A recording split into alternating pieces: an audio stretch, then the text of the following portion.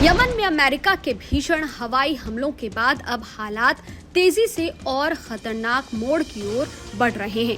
अब लड़ाई सिर्फ आसमान में नहीं, जमीन पर भी छिड़ सकती है। अमेरिका और यमन की सरकार मिलकर हूती विद्रोहियों पर जमीनी कार्रवाई की योजना बना रही है। इसके जवाब में हूतियों ने भी जमीन पर लड़ाई के लिए तैयारी शुरू कर दी है। माना जा रहा है कि हूतियों ने अपना ट्रम्प कार्ड चल दिया है। इजरायली मीडिया रिपोर्ट्स के मुताबिक हूती विद्रोहियों के होदे इहाद समेत कई आबादी वाले इलाकों में लैंड माइन्स यानी बारूदी सुरंगें बिछानी शुरू कर दी है। ये सुरंगें इसलिए लगाई जा रही है ताकि अमेरिका और यमनी सेना की किसी भी जमीनी कार्रवाई का जवाब दिया जा सके। हूतियों को अब लगने लगा है कि आसमान से हो रही बमबारी के बाद अमेरिका जमीन पर भी हमला कर सकता है। अमेरिका पिछले करीब 1 महीने से लगातार यमन पर एयर स्ट्राइक कर रहा है। अमेरिकी सेना का दावा है कि वो हूती विद्रोहियों को निशाना बना रही है क्योंकि वे लाल सागर और अदन की खाड़ी में जहाजों पर हमले कर रहे हैं। अमेरिका का साफ कहना है कि जब तक ये हमले बंद नहीं होंगे तब तक एयर स्ट्राइक भी नहीं रुकेगी।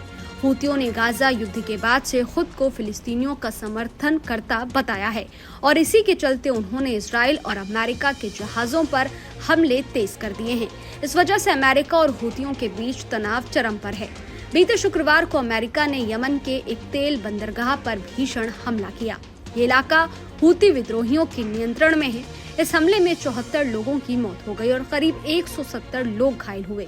ये हमला अब तक का सबसे घातक हमला बताया जा रहा है। माना जा रहा है कि अमेरिका के इस नए अभियान की राजनीति ट्रम्प प्रशासन से प्रेरित है, जिसमें हूतियों को पूरी तरह कुचलने का लक्ष्य है।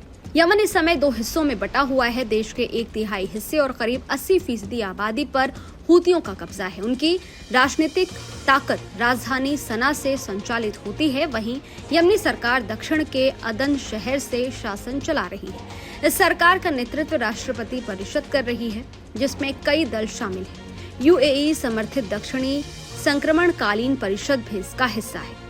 यमनी सरकार को अमेरिका का समर्थन प्राप्त है।